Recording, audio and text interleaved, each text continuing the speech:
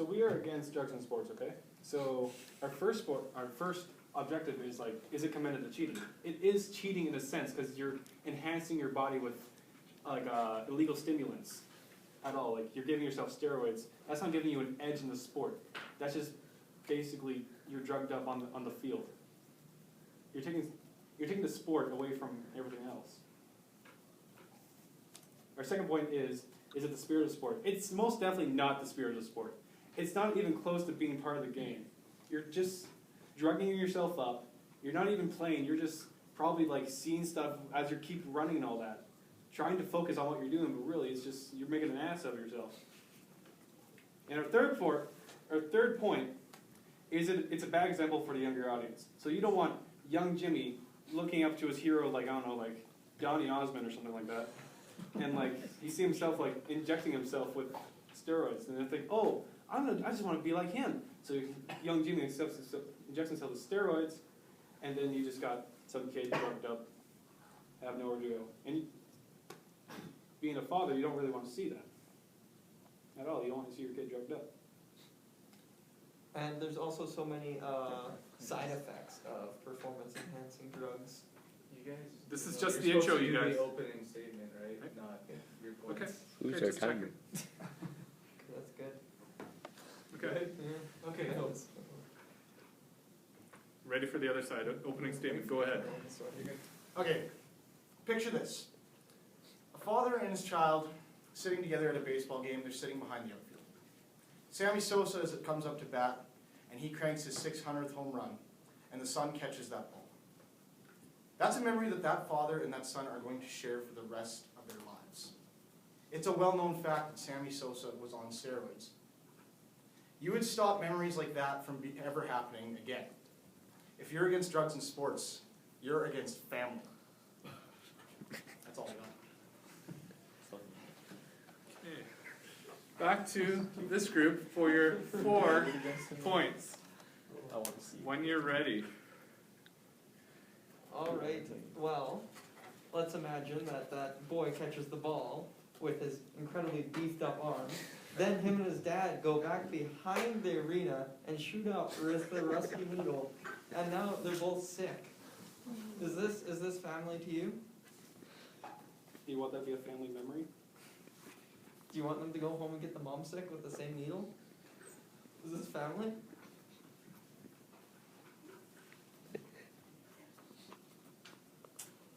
This isn't open, is it?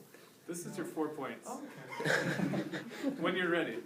all right, well, there's a ton of side effects to performance-enhancing drugs, which range from everything like aggression or your behavior gets screwed up. And you can also have high blood pressure and heart problems.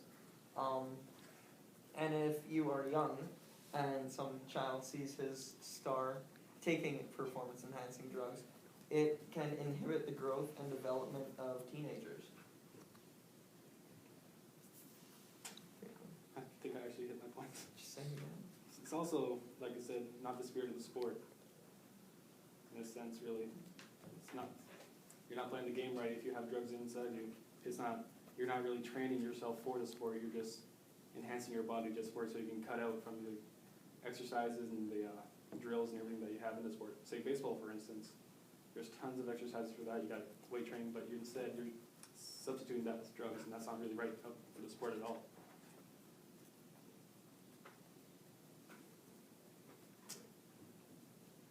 And like I said, it is a bad example for the younger audience.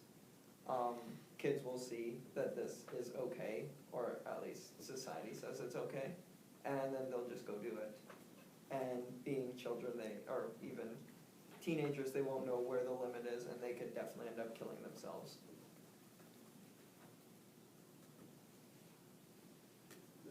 Yeah, that's good. 4 points over here. All right, so our first point is that it does add an entertainment value to it. And on the basics right now, with a lot of with some professional athletes using it does give them a performance that's a little bit more exciting to watch. Because when you watch sports, for the most part, a lot of people are watching for the highlight reel, which means they're watching for the goals, they're watching for the power plays and stuff. And those things become more active when there's more players that can actually perform these at as high as they possibly can make it, for lack of a better term. Also, what I'd like to talk about is that you said earlier that doped up athletes aren't exactly a great role model, but there is quite a few out there who have used their accomplishments they've had while using these steroids to do great things. A great example is Lance Armstrong. He originally had cancer and had to go through chemotherapy and stuff like that, and he used steroids to help get him back on top of his game, and actually has made millions and millions and millions for cancer research across the world. He's done amazing things with the achievements he's done on steroids, let alone just as an athlete himself. Another thing is that if we legalize steroids in sports, we already know that there's a ton of athletes getting through using steroids, right? Because there are constantly more and more people making things that are going to get through the radar. But we already know that there is enough athletes out there using steroids that if you legalize it for everyone, that gives access to every single person on the field, on the ice, wherever you're playing. It gives everyone that same edge instead of only giving it to the people who are sneaky enough to get away with it, right? It makes it a much more fair game. It allows you, and again on that, it allows you to monitor it, meaning that there's not going to be a handful of people that are doing it, and then you have to wonder, well, is this guy doing good just because he's the one that got through? You have the option of being like, well, yes, anybody has access to it, anybody can use it, and then you have regulations because then you have people there to be like, okay, you can use it, but you can only use so much of it, that way you keep yourself safe. And at the same time, for safety reasons, I mean, it's one of those things where, yes, you can say it's unsafe for them to use, but as a human, it's your choice to do with what you want with your body. So if they want to try and increase their muscle mass by using steroids to help boost that increase, it is their choice to be able to choose that. Also, in regards to putting players' healths at risk, we're already putting their health at risk by putting them in these such high contact, high energy sports. You see people in football, head-to-head collisions constantly. You see muscles torn and bones broken during all these sports. And steroids, there are steroids out there that actually help speed up the recovery of these things. And a lot of steroids are actually created to reduce inflammation from certain allergens and certain allergen medications. So it actually helps get those bigger stars back on the field and on the ice quicker. So it makes it that much more entertaining when you have the big paying stars back on playing quicker. I think we're good. Okay, 4 points. Great. 1 minute break before your 5 minute open.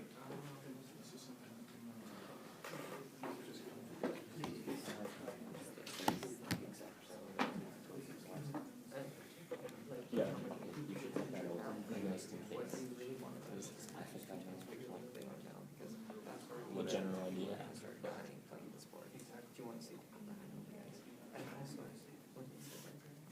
Yeah, all right here.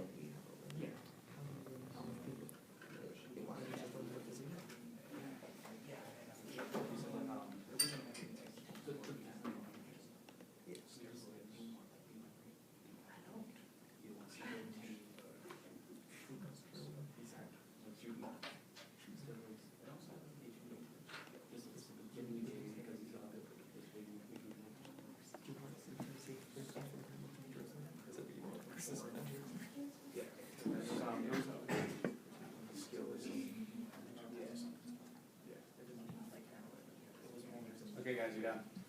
Okay, time for open debate when somebody puts up their hand. Okay.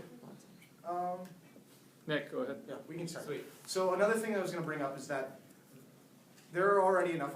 If one of the arguments you guys were talking about is that steroids also bring an unfair advantage to certain players using them. Am I right?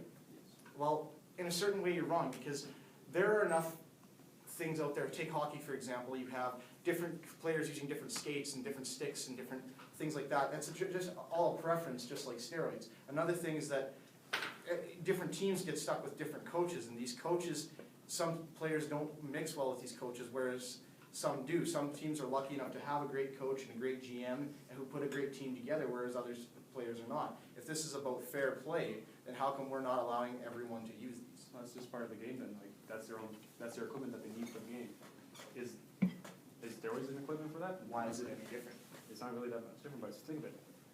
It's part of the game. Skates, different skates for different players. Some people might not skate right, so they have like a skate for that. Different sticks for different sizes. You got different coaches. Yes, they don't get along, but you work with that. With steroids, you don't work with that at all. You just inject yourself with it.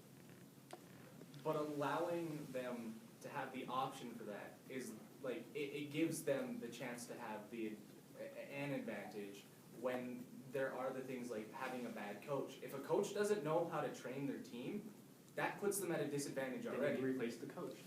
But that doesn't always happen. Just because a team wants to replace their coach doesn't mean they can.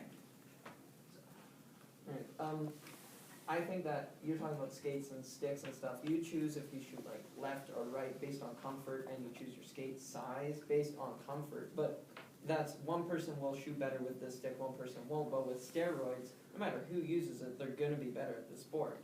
Oh, the same goes with the coach. One player might not go well with the coach, might not get along with them, but another player might. It's always a 50-50. So it is fair. But with steroids, it's everyone uses it, everyone's better. There's also roid rage. That exactly makes it more fair though. If everyone uses it, everyone is better. Sports is all about entertainment. Sports is all about seeing the big moments and the big plays. If everyone else is capable of doing that, why wouldn't we allow that? Okay. You said you're gonna limit how much people can take, so everyone kind of takes the same amount, correct? Correct. How do you limit how much people take if you can't limit it to 0? It's simple. It's through a doctor prescribed thing. So it would be different. It would obviously be different for each person depending on their size, their weight, their height, their muscles, their BMI, stuff like that. But so the regulations will be set there to keep them growing at so they can stay performance, so they can stay at an even performance, but also keep them healthy. That's what the regulations would be set in place for.